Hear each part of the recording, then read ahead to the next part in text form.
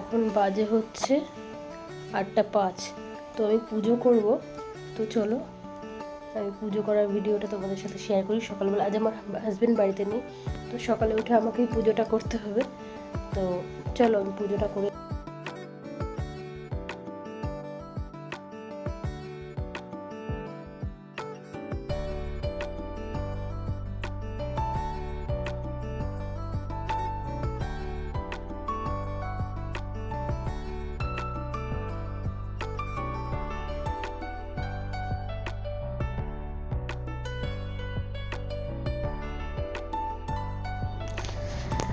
তো মেয়ে স্কুলে যাবে ফ্রেন্ডস, দেখুন আমি ওকে একটু খাইয়ে দিই, আজকে একটু লেট হয়ে গেছে। আর আমার কাজ একটু তেমন কিছু নেই, রান্না করে আমি বেরিয়ে যাব আমাদের অফিসে। আমার হাজব্যান্ড যেহেতু নেই, আমাকে অফিসটা সামলাতে হবে। তো যাই হোক, আমি তো সব কিছু করতে পারি না, ওর অ্যাবসেন্সে যতটুকু দরকার আমি করে দিতে পারি অফিসের কাজ। তো মেয়ে আমাকে কফি বানিয়ে দিয়েছিল, একটু কফি নিয়েছিলাম খাবো। আমি এটা খেয়ে এখন কাজটা করতে থাকবো ঘরে। আর মেয়েকে খাইয়ে দিলাম রুটি আর সবজি। নিজের হাতে করে খেলে পুরোটা খাবে না, আমি খাইয়ে দিলে যতটুকু দিয়েছি পুরোটা খাওয়াতে পারবো, ওর জন্য খাইয়ে দিলাম।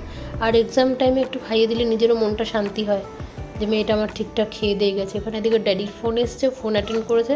কি বলছে ওরা বাবা মেয়ে, কথা বলে নিক, বেরিয়েছে কিনা হয়তো তাই জিজ্ঞাসা করছে হবে। তো আজ আমাদের মঙ্গলবার ছিল, মঙ্গলবারে আমরা নিরামিষ খাই যেহেতু ঘরে হনুমানজির পুজো হয়।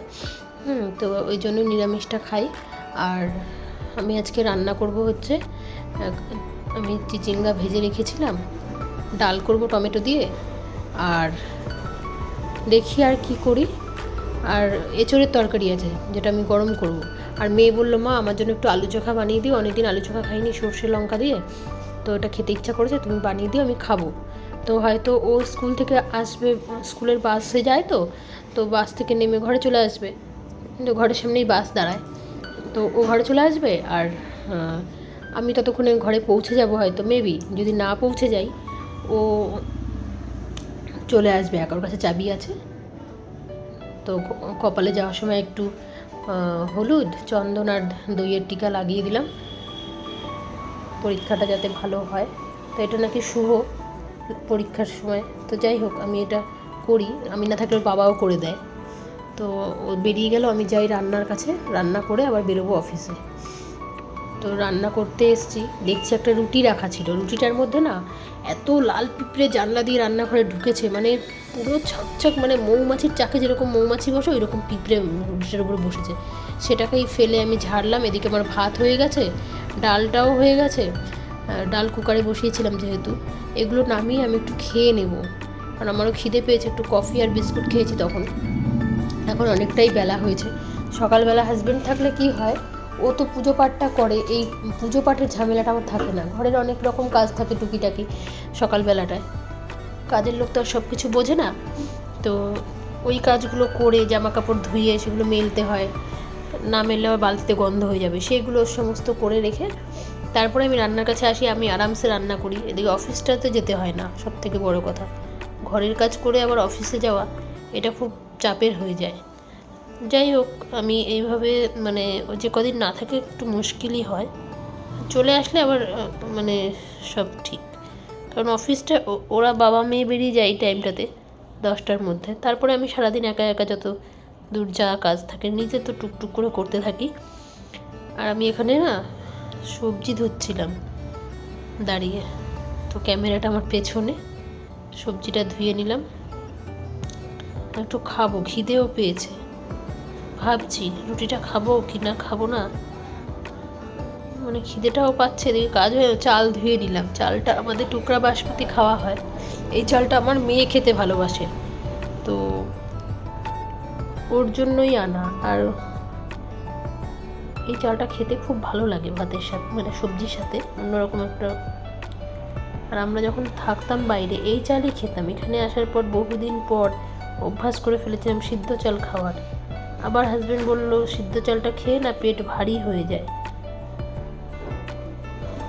তারপরে বললো এই চালটা তো আতপ, মানে বাসমতি আতপ চাল, তো এটা হালকা হালকা থাকে পেটটা।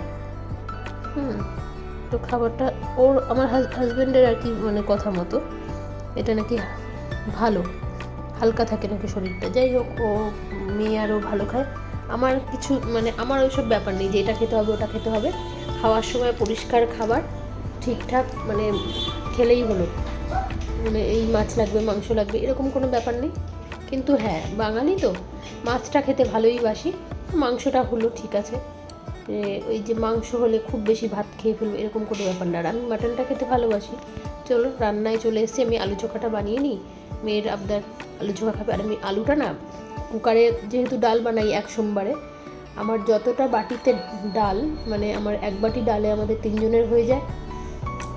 ছোটো একটা বাটি আছে মাপ করা, 3 জনের হয়ে আর একটু থাকে, ওই মাপ করা বাটিটাতেই আমি ডাল বানাই। এবার আমি যতটুকুই ডাল নিই, 1 কাপ ডাল নিলাম, তার মধ্যে অতটা পরিমাণে জল নিই, দিয়ে ফোড়ন দিই, ফোড়ন দিয়ে ওই ডালটা শুদ্ধ ঢেলে দিই, নুন হলুদ দিয়ে সিটি মেরে দিই।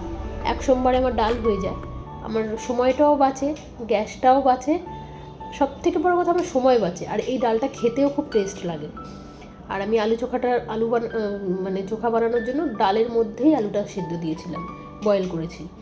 আর এখানে আমি ভেজে রেখেছিলাম আগের দিন চিচিঙ্গা, ভালো লাগে আমার।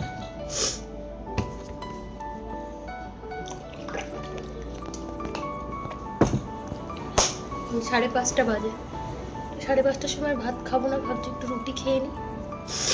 চলুন, রান্না করেছিলাম অনেক কিছুই, কিন্তু এখন ভাত খাওয়ার ইচ্ছা নেই। রুটি আছে, আমি রুটিটাই খাবো। এই বেলায় আর ভাত ভালো লাগে না, এখন ভাত খেলে না শরীর খারাপ করবে। চলুন, দেখা হচ্ছে আবার একটু বাদে।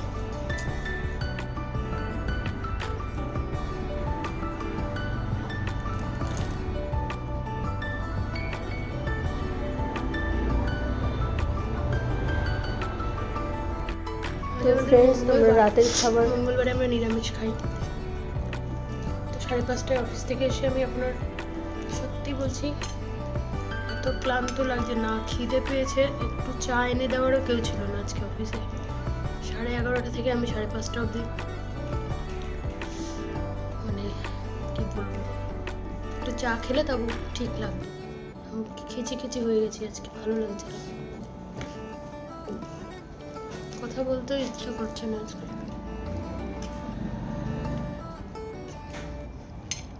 চলুন আমি খেয়ে নিই। তো ফ্রেন্ডস, এখানে না মেয়ের প্রচণ্ড ঠান্ডা লেগেছে, তো ওকে আমি জল দিয়েছি স্টিম নিতে, তাই ও স্টিম নিচ্ছে। আমি বললাম কী করছো, স্টিম নিচ্ছ কি না? মাঝে মাঝে কী করে, স্টিমটা না নিয়ে চুপ করে বসে থাকে, তো আমি তাই দেখতে গেছিলাম। মেয়ে এসছে এখানে দৌড়িয়ে, মা কী করছো সুন্দরী মা আমার। আজ আমার ক্যামেরাম্যান আমার মেয়ে, তো দেখতে এসছে ক্যামেরা নিয়ে, তোর হাতে রাত্রিবেলা আমি আলু ভেজে নিই। মেয়ে জিজ্ঞেস করছে মা কী করছো, তেলের মধ্যে লঙ্কাটা দিয়েছি, ঠান্ডা করে তেলটা প্রচণ্ড, আমি তো আলু কেটে নিলাম। হ্যাঁ, আলুটা হলো মাঝে ঝাল করে, মুখে কিছু রুচি নেই, সরে যাও তুমি। আর মঙ্গলবার তো তারপরে আবার সবজি টবজি করতেও ইচ্ছা করছে না, হাজবেন্ড থাকলে আবার জুত করে করতে ইচ্ছা করে। মেয়ে আর আমি খাবো, রান্না অনেক কিছুই আছে, দুপুরবেলা সব কিছু খেয়ে উঠতে পারিনি, যাই করেছি। এঁচোড়ের তরকারি আছে, তো মেয়ে এঁচোড়ের তরকারি খুব একটা পছন্দ করে না, যাই হোক করলে খায় আর কি, সেই মানে জুত করে, যেমন চিকেন করলে যেমন জুত করে খাবে, তেমনি এটা আবার জুত করে খায় না। তো আমি ওকে রুটি বানালাম, ও 3টে রুটি খায় রাতে, বলছে মা কম দেবে খেতে বসার আগেই। আলু ভাজা খেলো আর 1 বাটি ডাল। আমি বললাম বাবা ডালটা খাও, ডালটা তোমার খাওয়া দরকার, ডাল তো প্রোটিন। আজকে তো মঙ্গলবার, আমি পনির টনির কিছু আনিও নি বানাইও নি, কারণ এই না আমি 5টার সময় অফিস থেকে এসে, সত্যি বিশ্বাস করুন ফ্রেন্ডস, আমি একদম আজকে ক্লান্ত, পুরো টায়ার্ড, আমি কথা বলতে পারছিলাম না, মানে খিচিমিচি হয়ে গেছে। আমি এত বিরক্ত কোনো দিন হই না, 5টা কেন 6টা অবধি 7টা অবধি আমি অফিসে থাকতে পারি, কিন্তু 1 কাপ চায়ের জন্য আমি এত মাথা খারাপ হয়েছে, মানে ভালো লাগছে না, না টয়লেটে যেতে পারছি, ওয়াশরুম, কেউ মানে অন্য দিনে এত লোকজন থাকে চেনা কাউকে বসিয়ে যেতে পারি, আর কালকে এত র্যাশ ছিল অফিসে। আর আমাদের অফিসের পাশেই হচ্ছে রেজিস্ট্রি অফিসে যত লোক আমাদের অফিসে আসে সমস্ত রকম কাজ করতে, ফটো প্রিন্টিং থেকে শুরু করে সমস্ত কিছু, এত র্যাশ হয়েছিল আমি নিজে পাগল হয়ে গেছি পুরো, আর ইচ্ছা করেনি যে আমি কিছু করি। যাই হোক, আমার ভিডিওটা ভালো লাগলে অবশ্যই একটা সাবস্ক্রাইব, লাইক করে দেবেন। নতুন যারা দেখছেন, পাশের বেল আইকনটি প্রেস করে রাখলে আমার নতুন পেজে নতুন ভিডিওগুলো পেয়ে যাবেন। আর আমার ভিডিওটা ভালো লাগলে আমাকে সাপোর্ট করবেন ফ্রেন্ডস। সবাই ভালো থাকবেন, শুভরাত্রি, দেখা হচ্ছে নতুন ব্লগে।